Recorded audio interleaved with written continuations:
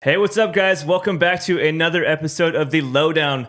Today, I'm super excited because I got Laith Nsour here, and he is a wholesaler and marketer who is killing it in the real estate space here in the Bay Area. So I'm really excited to have him on. So, Laith, welcome to the show. Thank you for having me, man. So, Laith, maybe we could talk about first what your business currently looks like. Maybe give people a reason why to listen to the rest of the show. Sure. So I have a couple businesses. I have a gym up in Seattle. I have a wholesaling operation, and then I also have a marketing company as well. Okay. So which one did you start with first? Started the gym first. So when I was like 10, I started training like parkour MMA. I've been teaching that since I was 13. So 13 to 18, I was teaching. That's actually where I met my partner. So my partner and I were teaching together here, and he moved up to Seattle. We kind of stayed connected, and then I helped him open that gym probably 2022. So I do all the business stuff, all the marketing, and then he runs the day-to-day operation. How did you even learn how to open a gym or like run the business side of it? So the gym I was teaching at down here, they kind of brought me in initially as a teacher, and then I was running their kids program, and then I just kind of learned the operations kind of vicariously. And so when we opened it up, I basically just modeled off of what I learned from here. And then honestly, just a lot of YouTube, a lot of mistakes, but now we got a kind of a good thing going. How many people do you have at the gym? Right now we have 80 students. So we have a boutique model. So it's not like big box or anything. There's three basic models. It's like one-on-one private lessons, like a personal trainer. Semi-private's usually up to 12 students, and then like big box, it's just like open kind of thing. So we do the semi-private, and then the kind of the mid model. So our classes are capped at 8 people or 12 people per class, and then for adults it's 8. So we can sell a higher ticket product because of that. And it's easier fulfillment for my partner because he's the main guy teaching. He only has to teach, 8 to 12 people in a class at any given time. And you said all different ages? Yeah, so it's mostly kids. That's kind of the main demographic, especially for like the parkour stuff, for the martial arts stuff. We do have some adults, but typically it's just mostly kids. Nice. And how did you get like clients, everything in the beginning? Was it just like how are you marketing that? So we initially started on Facebook.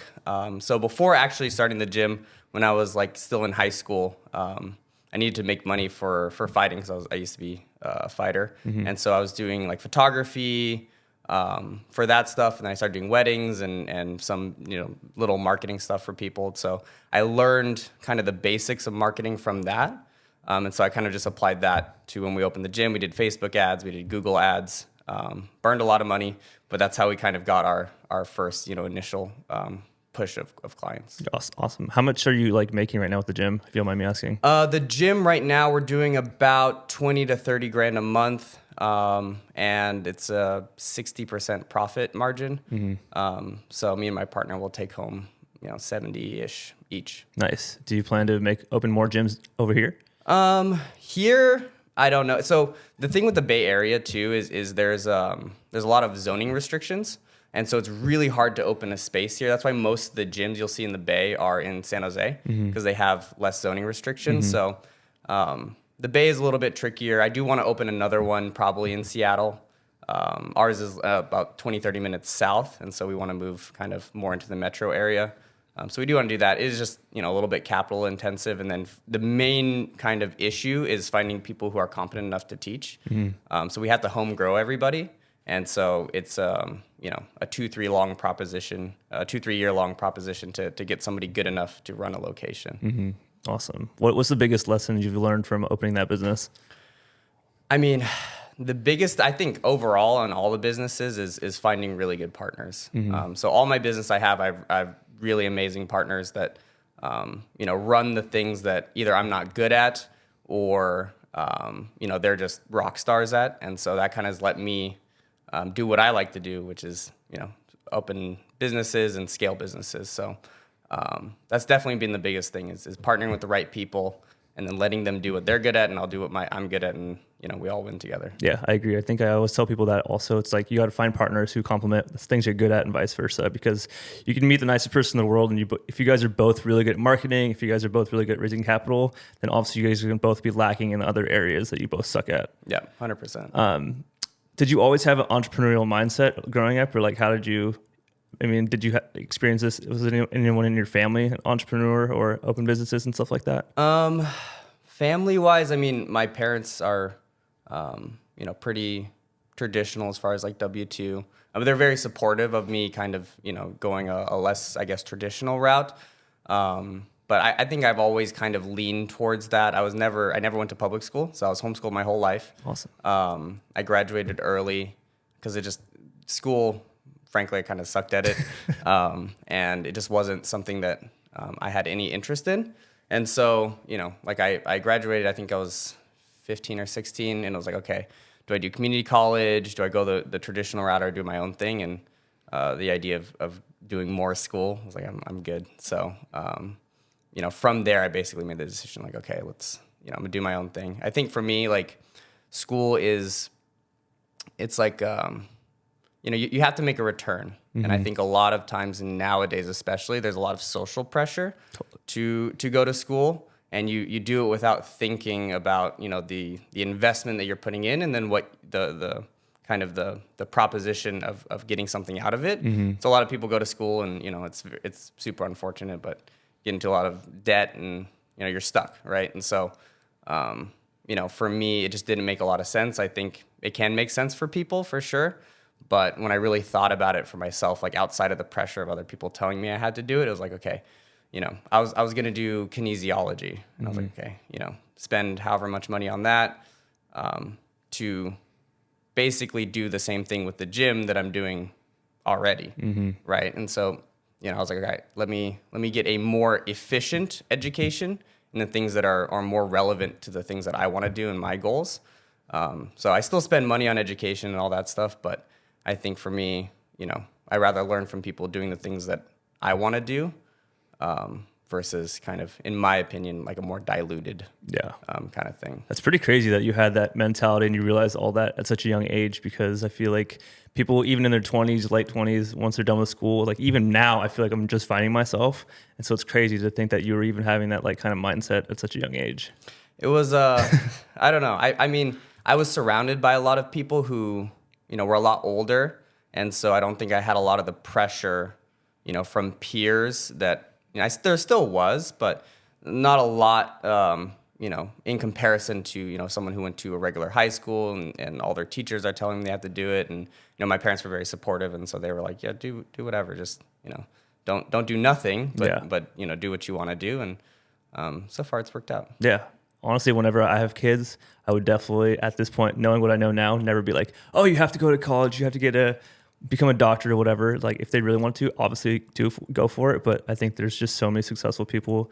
As long as you obviously have the support and you're driven, you can go really far without like any kind of like formal education. Yeah, 100%. So you started off in a gym business, and then what did you go into next? So we did the gym, and then we started the wholesaling business beginning of 2023. And so like the gym, especially for my role, right? So I do all the marketing, a lot of the back end. So structuring the offers, making sure kind of financially we're healthy. And so once a lot of that stuff is in place, you don't want to touch it too much. And so I had, more time where I could pivot my focus. So, wholesaling was kind of the next thing that we got into. And so, yeah, that was kind of beginning of 2023. And it's nice because it's very similar in terms of the role I was having in the gym, right? It's the sales and marketing business. And so I learned super, super quickly that, I need to lean into the thing that I'm good at, which is marketing, and then, fill seats or bring in partners who are good at all the other stuff. So that's what I kind of did. I brought in some partners who are, really good at the back end in terms of like, being an integrator. And then some sales guys and whatnot. And that's what kind of pushed us to the next level as far as the wholesaling operation goes. In the beginning, I was doing everything, right? I was like calling people, and sales is not really my thing. And so, instead of beating my head against the wall, we pivoted, and it's been a lot better. Yeah. How'd you even decide on wholesaling? Because I feel like there's so many avenues to make money in real estate, right? You can do Airbnbs, you can be a regular realtor, you can do flips. Why'd you choose wholesaling, and how'd you even find out about it? So I learned about it, kind of, when it was like super trendy on social media. So I definitely kind of followed that thing. And when I was looking at it, right, I always wanted to get into real estate. And so I was looking at all the options. It was one the lowest barrier to entry. So I knew that I was going to make a lot of mistakes, especially in the beginning. And so I'd rather make a lot of mistakes and learn the business in something that wouldn't be as possibly financially harmful as something like doing a flip as your first thing, right? And so I knew kind of from the gym with all the stuff that we learned from that, like, okay, there's this kind of learning curve that I would rather get over as much as I can before moving on to other stuff. And it was the most akin to, generating leads, right? It's very similar, right? In the gym space, we were generating leads. I knew how to do that. I was like, okay, we're generating leads for this and we're closing people. It's very, very similar versus, going into a flip, learning how to raise money, learning how to make sure that, hiring the contractors and staying in budget and all this stuff was not something that I was like wanting to do right off the bat. So, that's why I kind of lean towards more of the wholesaling side. Yeah. Everyone I hear say it's like a progression, right? You Yep. start with wholesaling, it's lowest barrier to entry, and then from there you find the deals, which is like the hardest part to do, and then from there you go to flipping, and then from flipping eventually get into like single family rentals, and then like multifamily. Yep. I think I started backwards. I started with the flipping, honestly, and my first one was a little costly, but it's okay. So now I'm trying to go back to the wholesaling to learn how to find the deals and all that stuff, and it's a lot more scalable. Yeah. Yeah. How many deals a year or a month are you currently doing with your wholesale business? Depends. It's been a little bit of a slower quarter, especially like Q4 is typically slow for us. Doing, 2 to 4, I would say, deals a month right now. Okay. And where are you focusing on your attention? So originally, I kind of jumped pretty much everywhere when I was first starting. Now we've kind of settled on like a semi-nationwide model. So we're kind of in 10 to 15 different markets. And it's just that's where we found the best kind of return to be as far as lead to contract and contract cost goes. So it's like all virtual. Yeah, it's all virtual. So we do probably the closest thing to me is we'll do some in Sacramento, but most of it's going to be kind of Midwest. We do some Florida. We're all inbound as well, and so the least inbound resistant markets typically are like the Ohio, Georgia, Tennessee, Florida. California doesn't respond as well to inbound. We still get leads and on the marketing side, our clients get deals in California, so it still works. But kind of merging those together with markets that are less resistant to it has been we've seen a pretty big improvement with that. Okay. How did you even learn about flipping? Like I know you said, was that YouTube? Was that how you like kind of learned how to do A through Z for wholesaling? Pretty much. So I learned kind of the initial model, I guess, from that, right? I was looking to do my next thing. And so I learned about flipping. I was interested in doing rentals. Some of my family have been in rentals and real estate. And so I was, kind of looking at everything.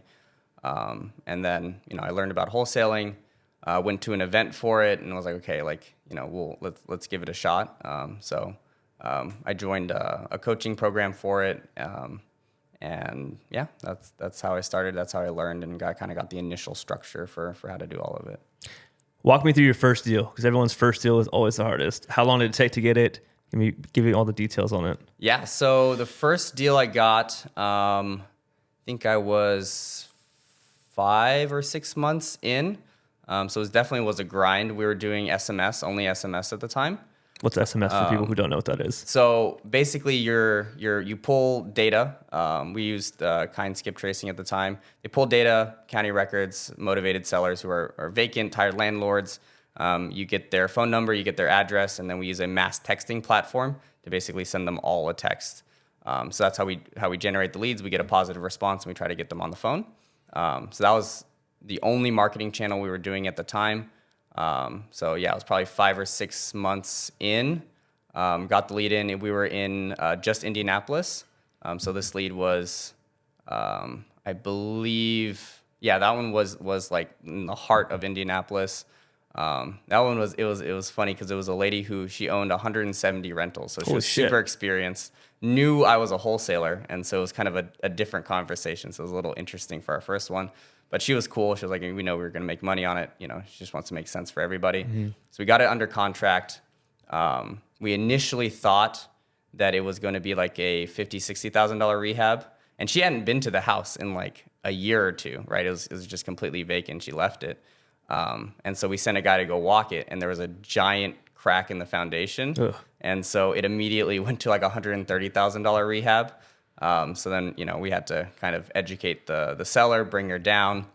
We eventually got it under contract for 130, and then we sold it at 145. So made 15K on, yeah. That's awesome. Did that give you all the confidence you needed to go do the next one? Yeah. So I mean, from there, once you get your first deal, I think it's like it makes it feel real, especially virtual, right? You never, there's not like a tangible thing that you can see and touch to be like, this is real money. So you get the first check, and there's definitely a big confidence boost. And so, yeah, we were locking up deals more regularly after that. And then, yeah, we had probably about a 4 or 5 month run that was pretty decent. And then all of our SMS platforms got nuked. And so then, it was a big learning curve of, okay, we got to pivot now. What are we going to do?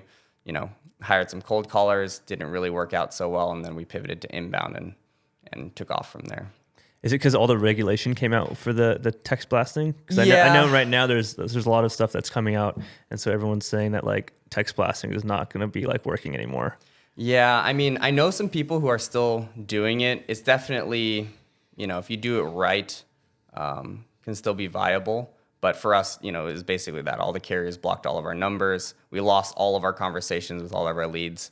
I think it was a little bit platform specific, but yeah, I'm pretty sure just as, the crackdown started happening, because it was like one of the most popular marketing forms for a while.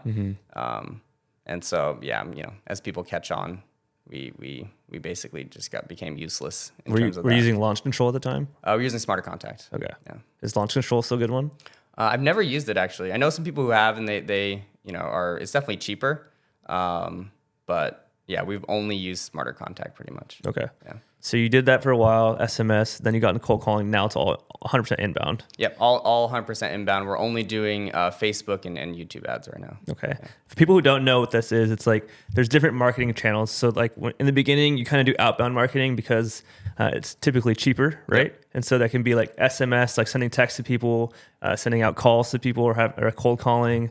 You can do driving for dollars, or just like door knocking, or there's inbound marketing, which everyone talks about is like the best thing to do, because then you get like warm leads. Those are people who typically just like see these ads on Facebook, Google, whatever, and they're like clicking on it and saying, hey, I want to sell my home. And then that's just like obviously a much warmer lead than calling someone outright. Yeah, definitely. There's a lot less kind of operational drag in terms of, every lead that comes in, they raise their hand to sell. So the conversation's also different, right? You get to have buyer's posture now.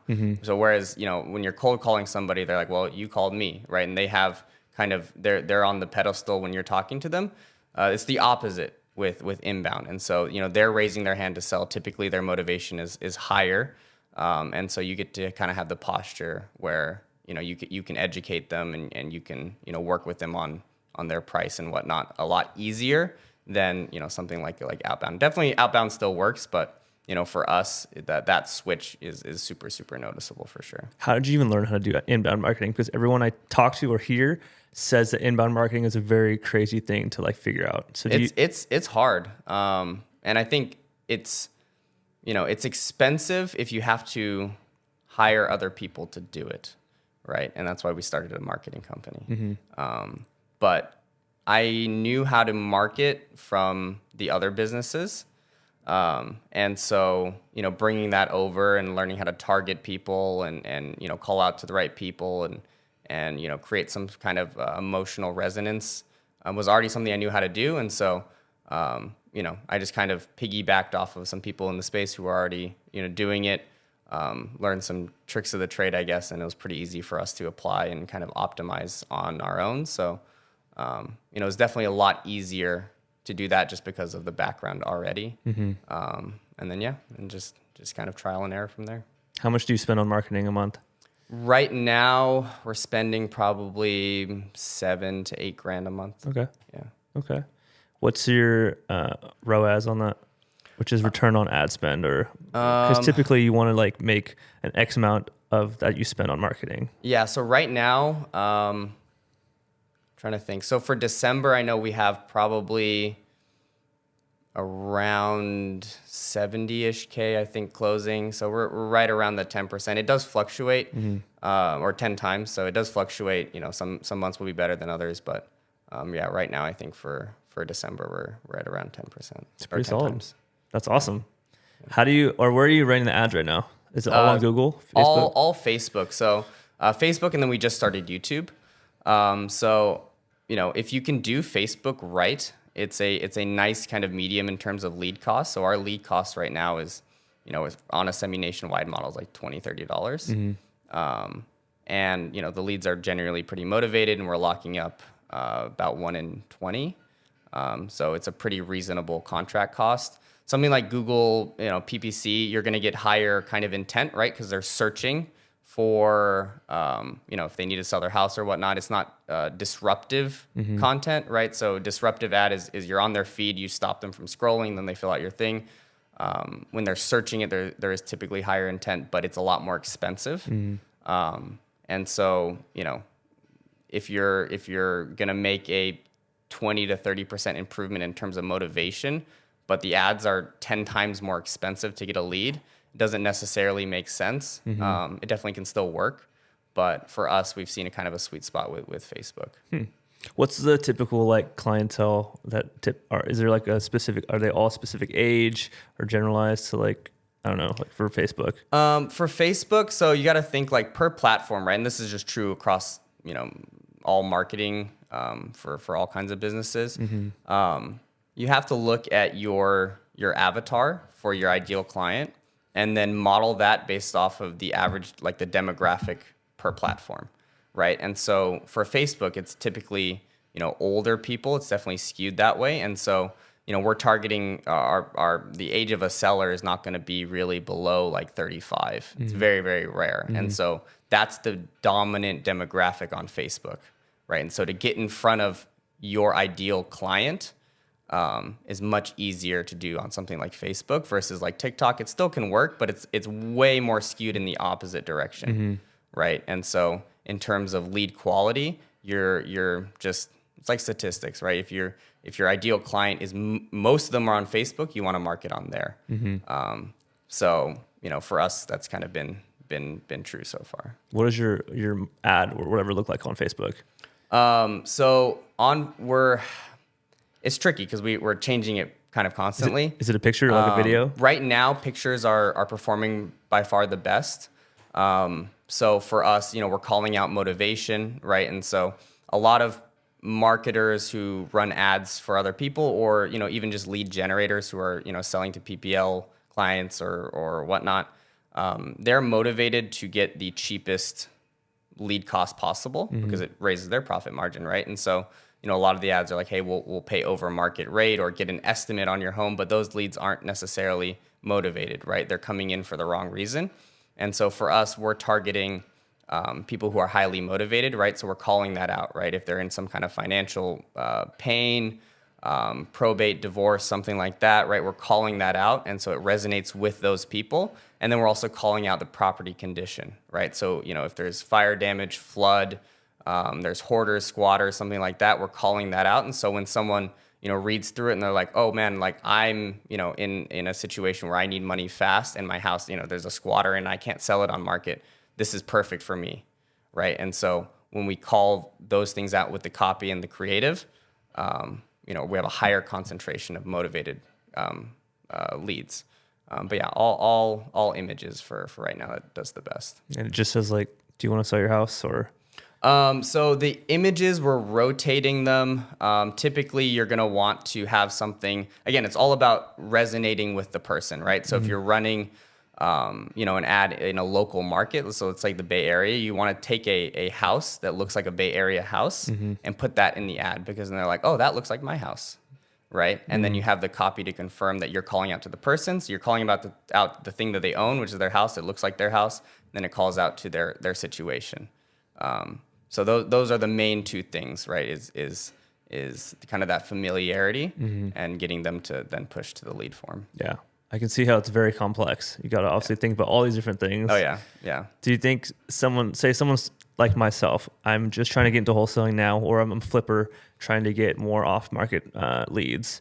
Do you think it's better for me to just like learn how to do it and start my own company or whatever, or like run my own campaigns, or should I just go with the company? It depends. I think in the marketing space, there's a lot of really solid marketers who do a really good job, and there's a lot of marketers who maybe have the wrong intentions. And so if you can find a marketer who, that's all they do and they're really good at it and they have your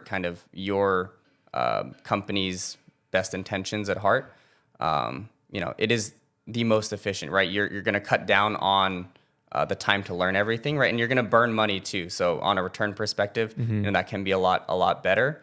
But at the end of the day, like if you do want to learn it yourself, it's not impossible, but it is like an entirely new field of expertise, right? And so like going back to, leaning into what you're good at. If you're like a sales guy and you know how to close people, it doesn't make sense for you to go and learn how to market people in this entirely new thing, right? Or if you're an integrator and you only do backend, like learning this entirely new thing, it might not make the most sense, right? You could do it, it just might take you a long time and you might, burn a lot of money.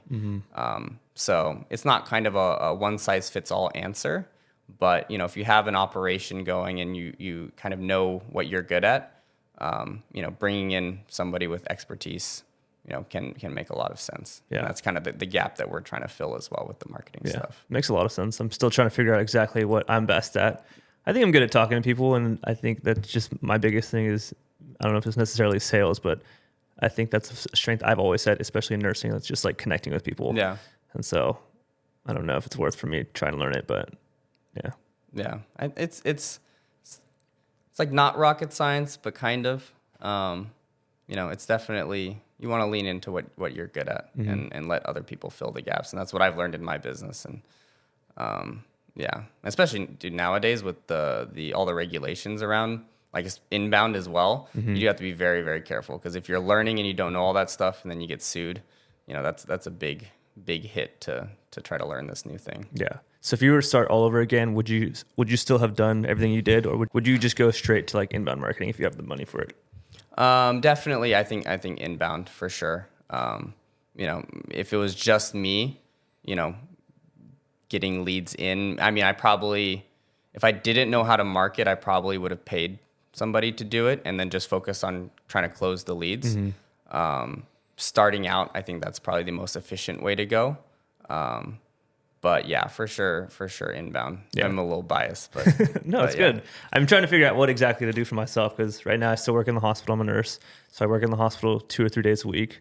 And then I was cold calling for about a month, but honestly was only able to do it for like a couple hours a day. I was like, with the time that I have, the limited amount of time, I feel like it's not best for me to just like cold call. Yeah, I mean, the thing with inbound, right, and like the system that we have set up for us and then our clients is it's, our goal is to get our sales guys to just focus on sales. And so, whenever a lead comes in, it's like texted right to their phone. It goes right into our CRM.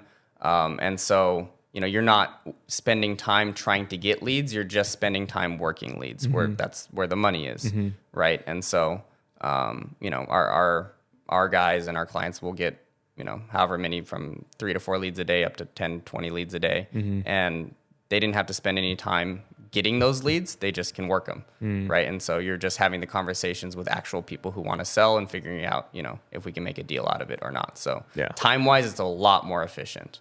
Just calling leads that raise their hand. Yeah, that makes sense. Maybe we can walk through your entire like wholesaling business, like how many different people that you have working with you. So I know you said it's yourself and another partner.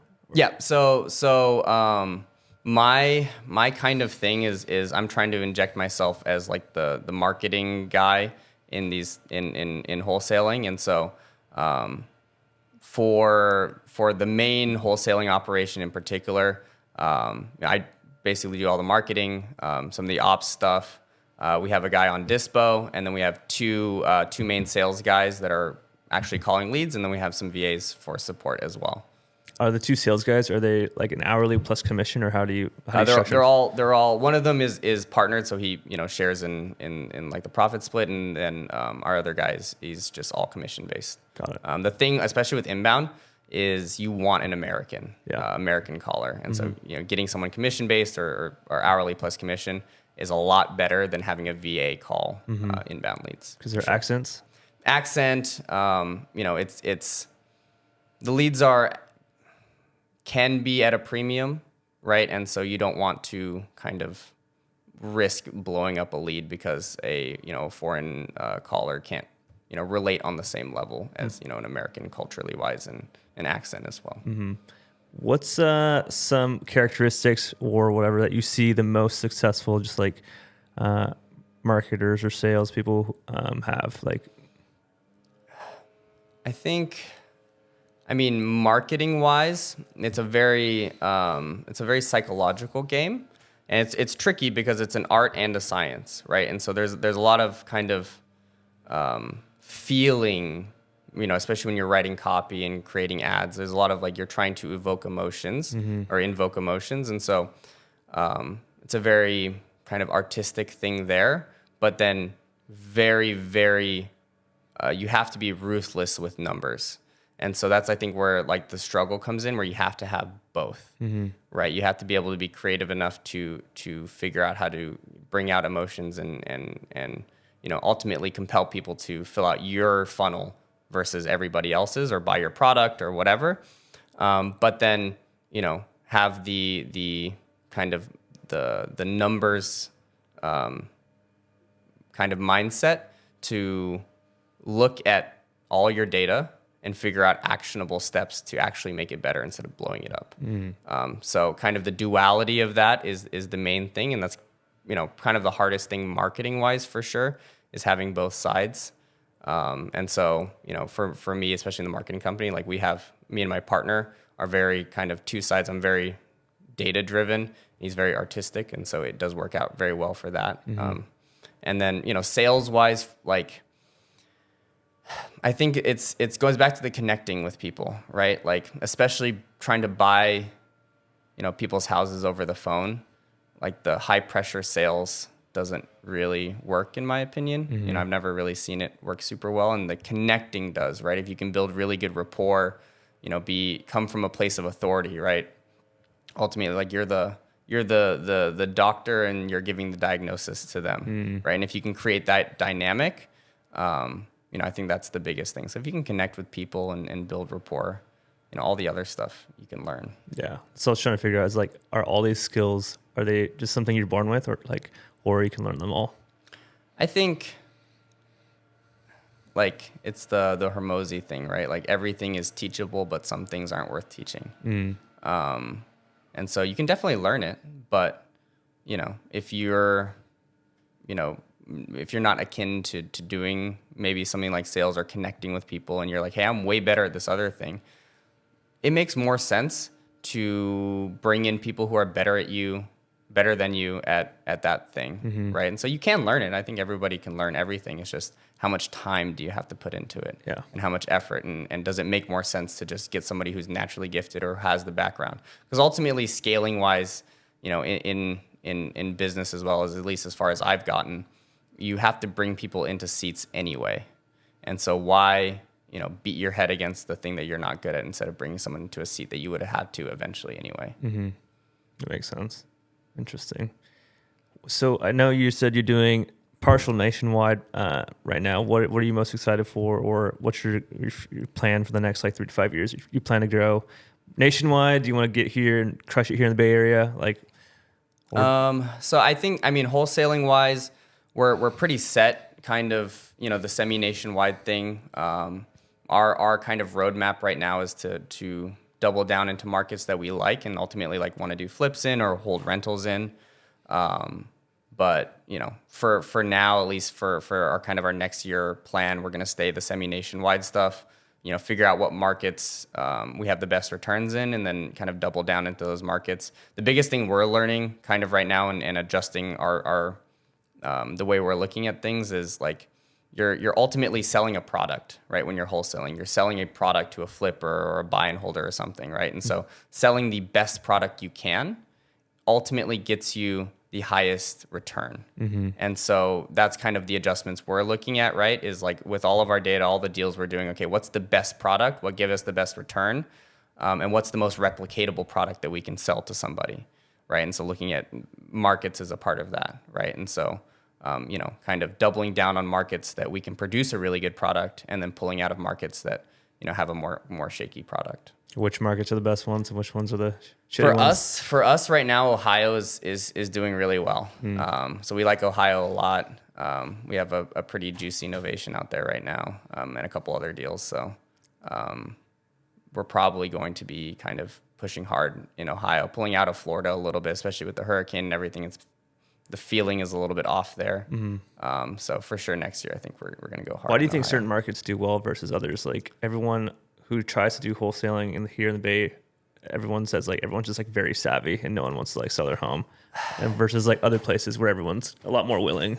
I don't know. I know like on my end, marketing wise, I think there's a kind of a difference in, I don't know if it's mentality, but you can definitely see a difference in resistance, right? And so, like, for example, again, like in Ohio, we're getting a pretty high average level of motivation, right? For whatever reason, people in Ohio who are motivated or on Facebook are receptive to our ads. And so we're going to push harder into that. Somewhere like California, I mean, it still works. I think there is something to do with it, right? Like higher average home value. People are a little more savvy. They're more willing to hold on. They want to hold on to, the equity that they've built. So, I'm sure that's kind of a part of it as well. Would you encourage people who are trying to get into wholesaling just straight up go and start virtual? I mean, that's what I did. I think it depends on where you are. I think if you do in person, you're more likely to fall into inefficiencies, right? Where, you don't need to go on every appointment, right? But if you're in person, you might feel like you need to. And so doing virtual where you don't have a choice, you got to send a guy or something, right? It creates some challenges, but if you have good boots on ground, which is not hard to find, right? Just Facebook groups or whatever, you can do the same things basically that you can, in person. So in my opinion, I think virtual gives you the opportunity to lean into markets that are, have a lot of buyers activity, markets that might be cheaper, cost per contract wise, right? Like if you're in the Bay and you're just starting out and, or even like San Diego, LA, and, average cost per contract is like 10 grand. Like that's going to suck to start off. Yeah. Makes sense. So say you get something, you say I'm a motivated seller right now. I just want to like walk me through it. You find someone obviously in Ohio, and then you find someone on Facebook to go like walk the property, negotiate with them in person, or do you do all the negotiating over the phone, and then the person is just there to take pictures? So we do. I mean, everything's over the phone, right? Our sales guys handle everything. We very rarely need to do like any kind of in-person close. So a lead will come in, right? Our one of our sales guys will get on the call with them. Ideally like right as the lead comes in. If they don't, they're getting a call, a voicemail, a text, a personalized video. And so we'll get them somewhere with one of those, right? They'll get on the phone. We'll take them through our sales process. Usually we'll get them closed without needing photos. Just, walking through detailed kind of description of the property, and then we can always drop them later if photos don't reflect that. And then once we lock it up, then we'll send somebody out to either go take photos. The seller will take photos themselves. We'll give, our best buyers first right of refusal to go walk the property. And if they don't like it, we just ask for photos. So, that's kind of the high level overview of it. We don't like to send people to a property we haven't locked up just in case something happens. So typically we try to do it all over the phone. Okay. So you get them in contract, and then you give like a 15-day, 14-day inspection period to go do these pictures, or is it 30 days to try and find a buyer? Like how? Exactly? So our contracts we're doing usually 30 to 45-day close on or before, and we'll kind of just like level set with the seller, right? Like, hey, things happen, whatever. We want to give enough time so that we can kind of keep our word about closing on it, but usually we can close faster. And then we have a 30-day inspection. And usually, that's more than enough time to get everything done. And you do just, like typical 3% EMD, or how much EMD do you put down? We do $50. $50. Yeah. Wow. $50. Okay. That's cool. Do you think people should get a real estate license to do this? Because I know in certain states they're huge like regulations coming out, right? Like you have to get a real estate license. I think, I mean, obviously if your state requires it, right? Like Virginia, I know, one of my good buddies out there who I help with his wholesaling operation, was forced to get his license, right? So, obviously if you have to, you should. It's not necessary. I think it's going to eventually probably head in that direction with more regulations, right? You're going to either get a license or something, right? So if you have to, you should. It's not necessary. And I think it's like, especially if you're first starting out, the more things that you fill your head with, like, oh, I should do this before I even start, the less likely you are to get the actual result you want, right? If you have like a laundry list of things, like, ultimately you just need leads and a contract. Yeah. Figure out the rest. So, the only kind of benefit we're seeing now from those is we're doing like a lot of novations, a lot of stuff on market. And so getting like a referral fee is something we're trying to position for as well to kind of raise our average contract value. For people who don't know what novations are, what's the novation? So novation is, basically the same thing. You were still locking up a seller under contract. A novation indemnification is the only difference that a cash deal and a novation, the difference there. And basically just lets us get a buyer who's going to come in with financing. So that's it. We're usually listing them on market. We'll get either a attorney in fact, limited power of attorney, listed on market, and we'll find a buyer with some kind of traditional financing. Okay. Killing it, man. Trying to. Really killing it. What's the biggest piece of advice you'd give to someone who's just getting started in real estate, whether it's wholesaling, flipping, or whatever, or maybe someone who just wants to start? Like, what's your biggest piece of advice? Just start. Just do it. Figure it out. I think a lot of people get in their head, about all the things that they have to do, and it stops them from actually making progress or even, getting off the ground. Just start, and you'll make mistakes and accept that, and you'll the biggest guarantee to not get what you want is to do nothing. So do the opposite. It's like, everything is figure outable, and you learn best with experience. Yes. So, and the other thing I think is just like, it's an actual business. And so don't come into it expecting fast money. Totally. And I think that applies to everything. If you have a longer outlook, you're less emotional and you're more willing to do what it takes to get what you want. I love that. Yeah, I think my first flip, now I'm definitely trying to teach everything or do everything with intentionality of just like having it as a business. Yeah. Because I think people, when they get started in real estate, whether they're buying a first rental or whatever, it's not necessarily a hobby, but it's just like, oh, I'm just going to buy this rental. And then they obviously don't get the financials in place, or they don't like open up an LLC and all that different stuff. And so I think you just got to be really intentional about going into it from the beginning like that. Yeah, 100%. You got to treat it like a business. That's what it is, right? It's like one of those things that doesn't feel as much like a real business, I think, when you start, right? Because it's like very, not woo-woo, but, fake money or whatever. And I think a lot of like social media kind of lends it. So it's like so easy, and, you can do it part-time or whatever. But, if you treat it like a real business and because ultimately like what it is, right? You'll be much better in the long run for sure. Do you think there's successful wholesalers or marketers who can do it part-time? Like say, like I know a lot of people and friends who still have W-2s and maybe want to get into it. Do you think it's something that you can slowly ramp up, or do you think you gotta go like all in? Marketing wise, like it's more, you could. You definitely could. It's less time intensive. Real estate's super, super time intensive. Your A to Z basically like babysitting, a seller, contract, buyer, all this stuff. And so it's very time intensive. You could do it. Like people definitely do it. It's all possible. I think it just comes down to what your goal is, right? Like if you want to do 2 or 3 deals a year and make an extra little bit of money, like you could. But if you want it to be like a real business where you're actually in the owner's box and have a team and all that stuff, you kind of can. It's like being a pro athlete who trains once a week. Yeah.